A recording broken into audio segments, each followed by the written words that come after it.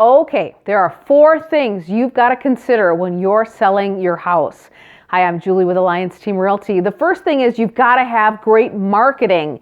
If nobody knows your house is for sale, what's the point? So how do you get maximum exposure for your house? You've got to have a digital marketing campaign going. That's what your realtor's got to do. If they are not paying for a Facebook and Instagram ads, other social media ads to get the maximum exposure for your house, I think they're doing you a disservice, because that's a huge chunk of the population that otherwise wouldn't know your house is for sale. So that's number 1. You've got to have maximum exposure. 2, you've got to consider price. You can overprice a house in this market. So you've got to make sure you've got good data on how to price your house, what's selling in the market, etc. So make sure you're using a good source, and a realtor will certainly help you do that. 3 is condition. You've got to make sure that your house appeals to buyers. So what does that mean? Well, think about Pottery Barn or HGTV. Those houses are just immaculate. They've got neutral wall colors, neutral carpeting or flooring.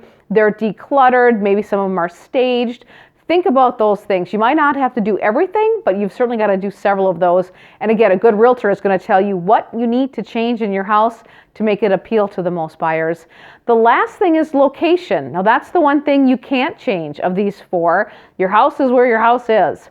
But take a look at what is in the neighborhood or what it's near. If you're by railroad tracks or if you back up to an industrial park, have realistic expectations, because a buyer is going to take that into consideration.